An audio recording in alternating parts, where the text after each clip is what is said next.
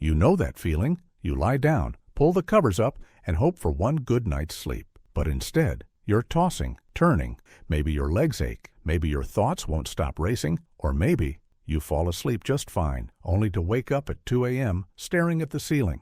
And if you're over 60, you might have just chalked it up to age. But here's the truth. Aging doesn't have to mean suffering through the night. In fact, many people unknowingly create their own sleep problems with habits they picked up over the years. Harmless little things that, over time, start to chip away at your rest, your energy, and yes, even your long-term health. And the worst part? No one talks about it. Doctors might give you pills. Friends might laugh it off. But deep down, you know something's not right. Does this sound familiar? You fall asleep with the TV on because silence feels lonely. You drink a big glass of water right before bed, thinking it's healthy, but you wake up 4 times to go to the bathroom. You skip your evening routine because the day was long and exhausting, and all you want to do is crash. We get it. Life after 60 comes with its own quiet battles, aches, worries about family, feeling disconnected from others, or even the creeping fear of losing independence. These things weigh heavier at night, don't they? You're not alone. And more importantly, you're not stuck. There are simple changes, powerful ones, that can help you feel rested, strong, and fully you again. But first, we have to shine a light on the bedtime habits that are quietly doing harm. Because here's the thing, quality sleep isn't just about feeling rested. It's tied to your immune system, your memory, your mood, even how long you live. Yet too many people over 60 live in a silent fog, never realizing it's not aging. That's the problem. It's the little things we do before bed. But don't worry, this isn't about guilt or blame. It's about reclaiming your energy, your dignity, and your sense of peace. So if you've ever woken up feeling older than you are, if you've ever laid awake wondering, why can't I sleep like I used to? If you've ever felt like your body's slowing down and no one warned you, this video is for you. We're going to unpack 6 bedtime habits that could be harming your health after 60, and more importantly, show you how to reverse them with confidence, clarity, and compassion, because you deserve deep rest. You deserve peaceful nights. You deserve to feel whole. Let's dive in. 1. Falling asleep in front of the TV. Let's start with a big one, falling asleep in front of the TV. Now tell me if this sounds familiar. You've had a long day. The house is finally quiet. Maybe you've cleaned up after dinner. Maybe you've checked in with the grandkids. Maybe you've just been trying to hold it all together. And when the clock hits 9 or 10, you shuffle into the living room, click on the remote, and let the glow of the screen wash over you like a warm blanket. It feels harmless, right? Maybe even comforting. But here's what's really happening. When you fall asleep to a screen, especially with bright lights, sudden volume changes, or flashing commercials, it's like asking your brain to relax in the middle of a carnival. And your brain, it can't fully shut down. Meet George. He's 68, retired, active, sharp as a tack, but lately he's been waking up every morning feeling off, foggy, stiff, grumpy even. He blamed aging, then blamed his mattress, even started drinking more coffee to kickstart his mornings. But then his daughter visited and noticed something. "Dad, you fell asleep with the TV blaring again. Do you do this every night?" George shrugged. "Well, yeah, it helps me fall asleep." That's when she shared something powerful. Just because something helps you fall asleep doesn't mean it's helping you stay asleep or sleep well. And science backs it up. Blue light from screens messes with your melatonin, the hormone your body naturally releases to make you sleepy. Even if your eyes are closed, your brain is still processing light, movement, and sound. It stays on high alert. And over time, that kind of broken, shallow sleep takes a toll on your mood, your memory, your immune system. Now, this doesn't mean you have to give up your favorite shows. It just means you build a buffer. Here's what to try. Shut the screen off 30 to 60 minutes before bed. Let your brain shift into rest mode. Naturally, switch to something gentle. Think dim lighting, soft music, a warm bath, even an old-school paperback. Remember those? Still need background noise? Try a sleep podcast or white noise machine, something without flashing lights or surprise explosions at midnight. And if you're thinking, "I've been doing this for decades, it's too late to change now," just remember, your brain is amazing, even after 60, even after 70. You're still capable of creating new habits that serve you, because bedtime isn't just about passing out. It's about restoring your body, your heart, your peace. So let's ditch the sleep-sabotaging screen and start honoring your rest like the treasure it is. You deserve better than background noise. You deserve real, nourishing, healing sleep. 2. Skipping a wind-down routine. Let me ask you something. When was the last time you actually gave yourself time to unwind before bed? And I don't mean falling asleep on the couch or checking your phone one last time. I mean truly allowing your body and your mind to slow down on purpose. Because here's the truth. Too many people go from chaos straight to bed. You push through the day, meals, errands, maybe a doctor's appointment, maybe a phone call that left you a little rattled. You keep going, you handle it all, and then you finally make it to bed. But your body? Still buzzing, your brain still spinning, and sleep nowhere in sight. Let me introduce you to Linda. Linda's 70th, fiercely independent, used to be a nurse. She raised 3 kids on her own, managed a household, a job, and a whole lot of life. But recently, she's been struggling to sleep. She'd lie in bed, heart racing, thoughts swirling, staring at the ceiling, wondering, what is wrong with me? Nothing, Linda. What's wrong is that you never gave yourself permission to slow down. See, a proper wind-down routine isn't some luxury reserved for wellness influencers. It's actually one of the most powerful tools for restoring balance, especially after 60. Your nervous system needs time to shift from go mode to rest mode. And when that shift doesn't happen, you go to bed still holding the weight of the day. Here's what Linda did. She created a 30-minute transition window every night. No screens, no phone, just gentle, calming rituals.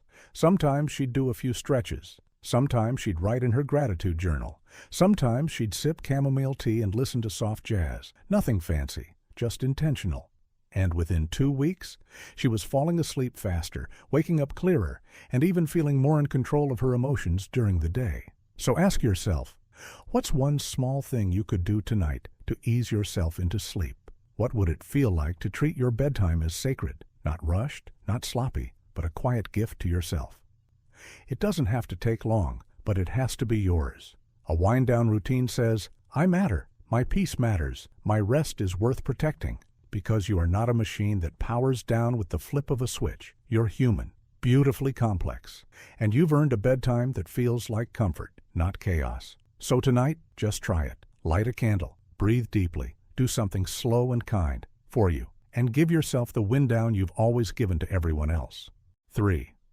Ignoring thirst or over-drinking water. Let's talk about something so simple. It's often overlooked. Water, yep, just plain old water. And how much of it you drink before bed. Now stay with me, because this one sneaks up on people, especially after 60. Here's what happens. All day, you're busy.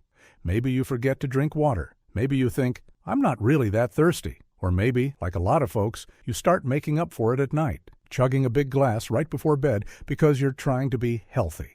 Sound familiar? Now meet Robert. He's 73, still mows his own lawn, still sharp with numbers.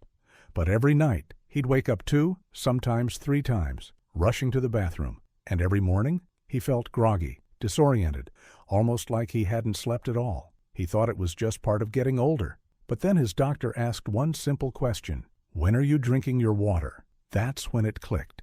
Turns out, Robert was overhydrating at night, drinking 2 full glasses right before bed to stay regular. But instead of helping, it was wrecking his sleep cycle. His bladder never got a break. His brain never got into deep sleep.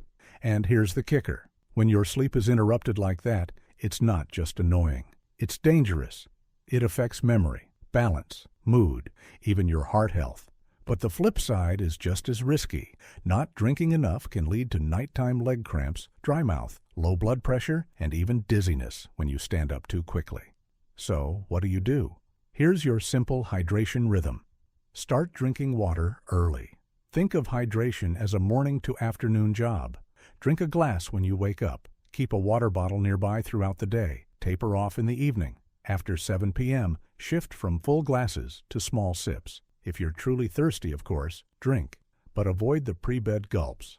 Keep a small glass of water by your bed. Not a full bottle, just enough for a sip if you wake up dry-mouthed. That way, you're not overloading your bladder at 11 p.m. And if you're wondering, is it really that big of a deal?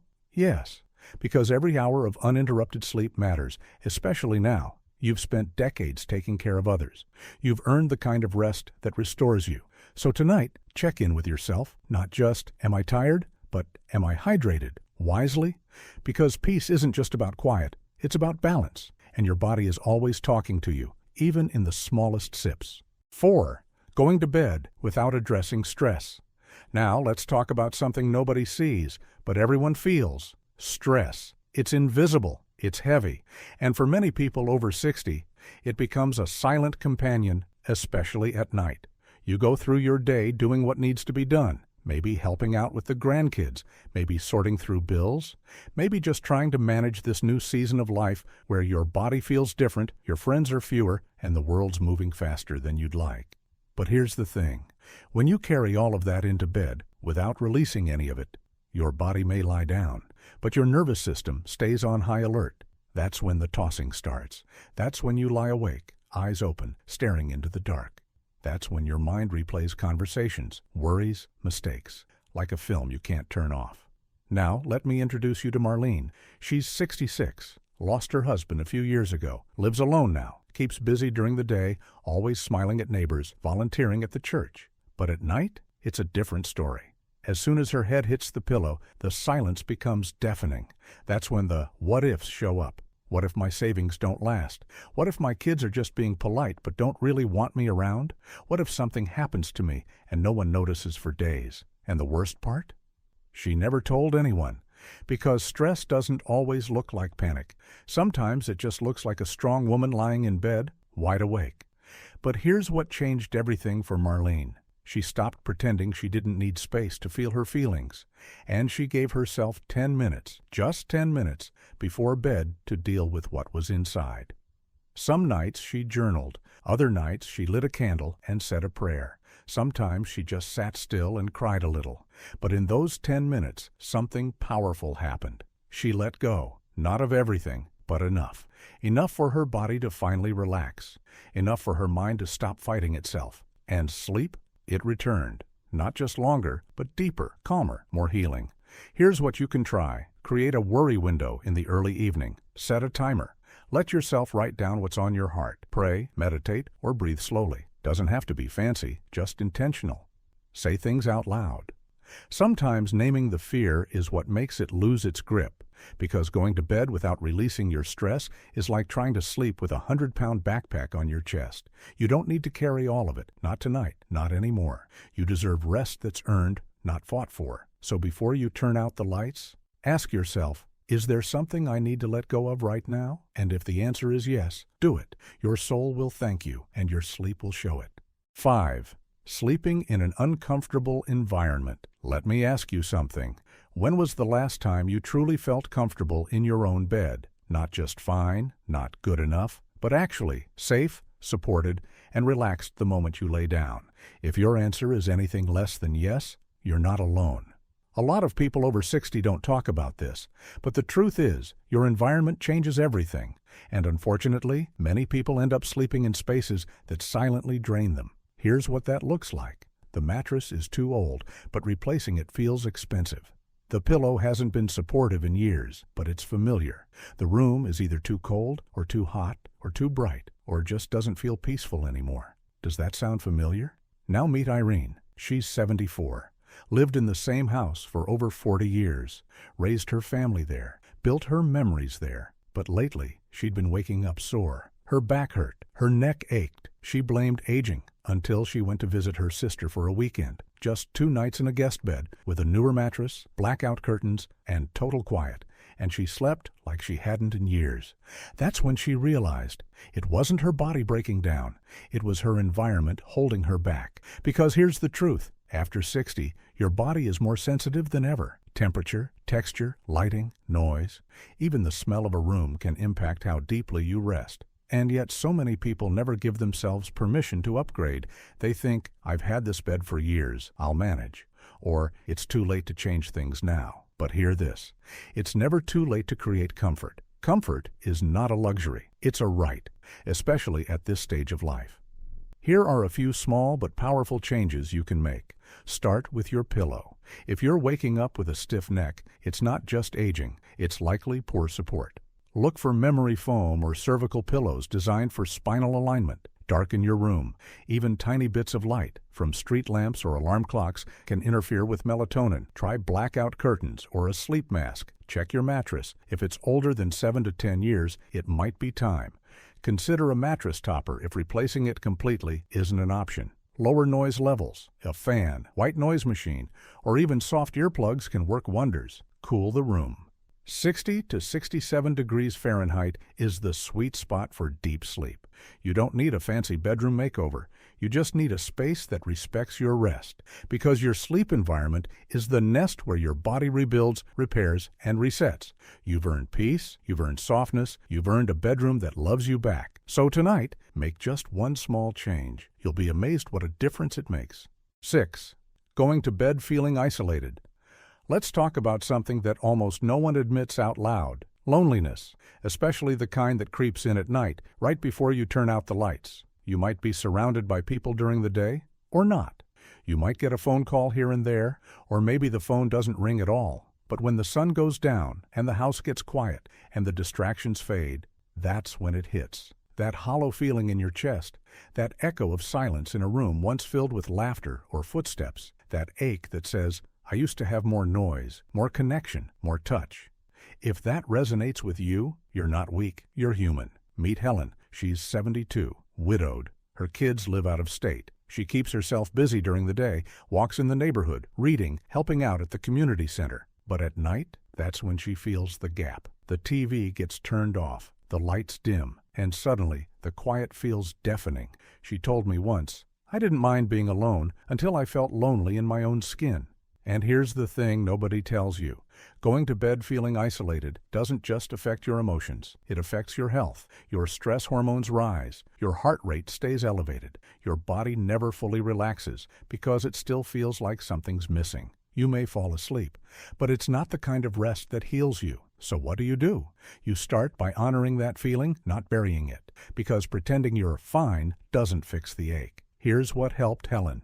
She created a connection ritual before bed. Every night, she writes a letter. Sometimes it's to her late husband, sometimes to her grandkids, sometimes to herself. It doesn't matter if anyone reads them. What matters is she feels heard. She joined a nightly phone circle, just a few women her age, checking in before bed. Good night, sleep well, I'm here. That's it. But those 5 minutes changed everything. She began speaking to herself kindly, out loud. Gentle words like, I'm safe, I'm not alone, I'm proud of how I got through today. Because the opposite of loneliness isn't always people. Sometimes it's presence, feeling seen, even by yourself, feeling cared for, even in silence. And if tonight you're going to bed with that quiet ache in your chest, know this: you are still deeply valuable. You are not forgotten. And this season of your life can be filled with new connection, even if it looks different than before. So don't go to bed carrying that weight alone. Reach out, write, pray, whisper something kind to your own heart. Because even on your quietest nights, you still deserve to feel held. So now you know, sometimes it's not just what you do during the day, but how you end your day that shapes your health, your peace, and your joy after 60. But here's the beautiful part. Every single night is a fresh chance to choose differently. You don't need to overhaul your life. You just need to notice the small habits that have been quietly stealing your rest and gently take your power back. Now I'd love to hear from you. Which bedtime habit spoke to you the most? Was it the silent stress, the too late glass of water, or maybe the loneliness that only shows up after dark? Drop it in the comments, not just for you, but for someone else reading who needs to feel a little less alone tonight. And if this spoke to your heart, hit that subscribe button. Because every day, we're unpacking real talk, real stories, and gentle guidance to help you live well, with dignity, purpose, and peace. You deserve that. And we're building it